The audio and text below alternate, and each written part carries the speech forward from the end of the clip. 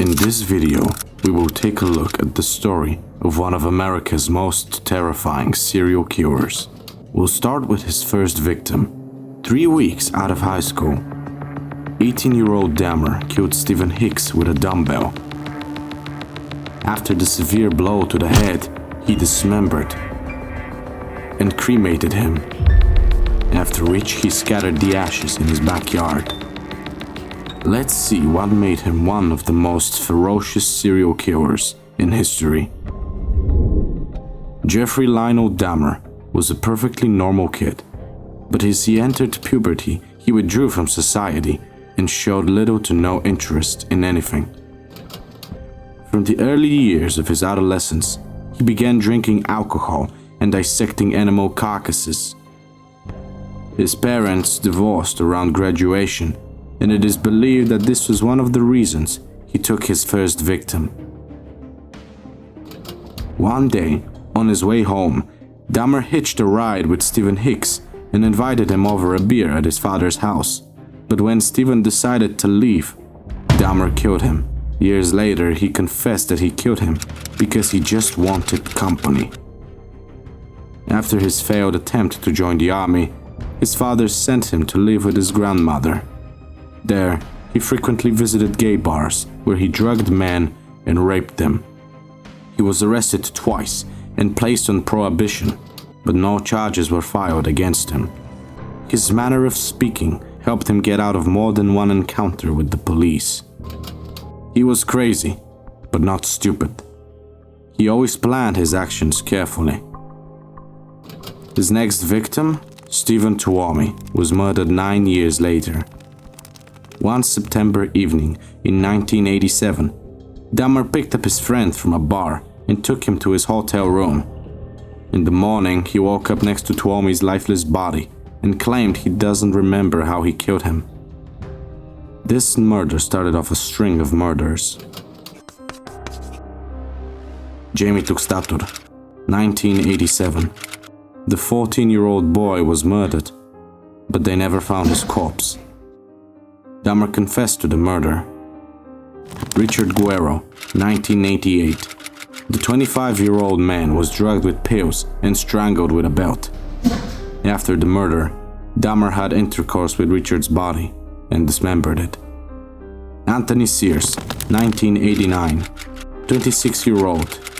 This murder started Dahmer's bizarre collection. He was in love with Sears and wanted to keep some of him after the murder. He cut his genitals and placed them in a wooden box, which he kept in his work locker.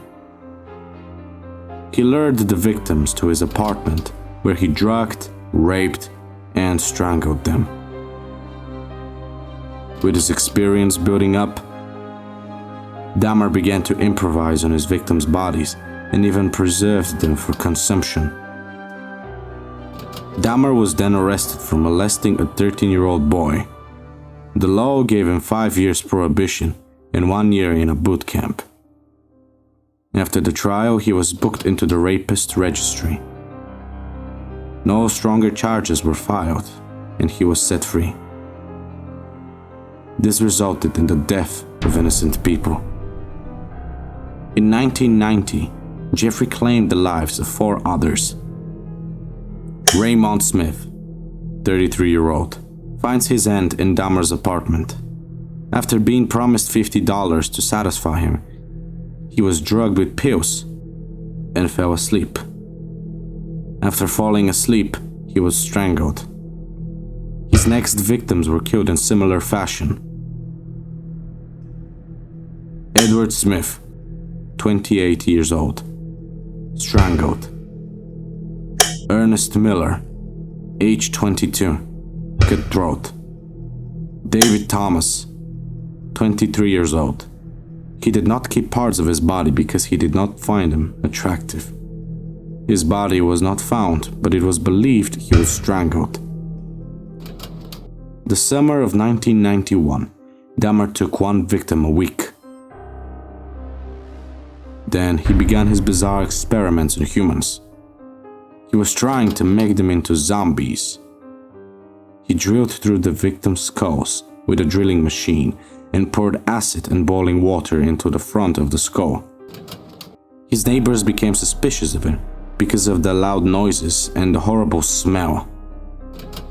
One of his victims managed to escape and met some random people who he asked for help.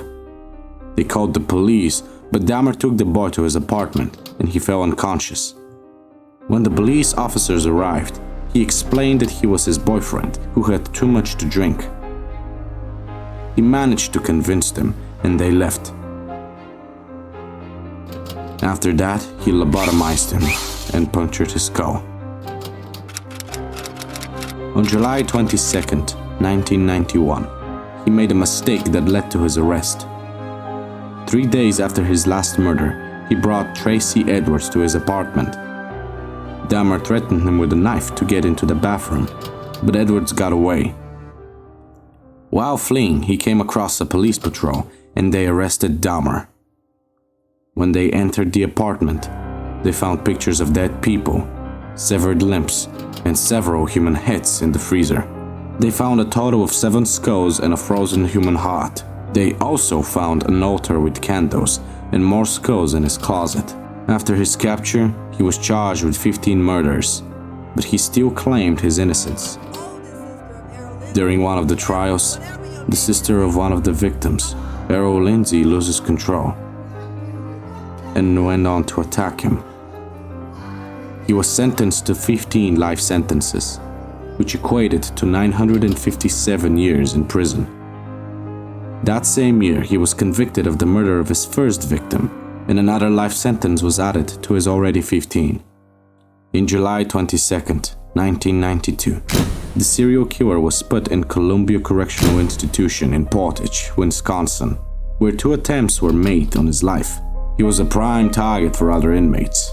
The first attempted murder in July 1992 was carried out with a handmade knife, which they attempted to cut his throat, but were unsuccessful.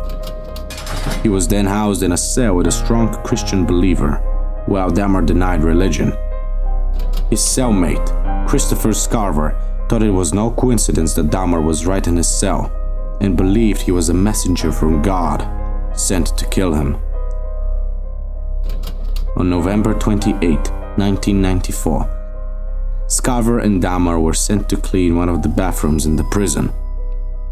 There, Scarver pulled out a metal rod he had taken from the gym and hit Dahmer in the head. Hours later, on his way to the hospital, one of the 20th century's most hideous serial killers met his end.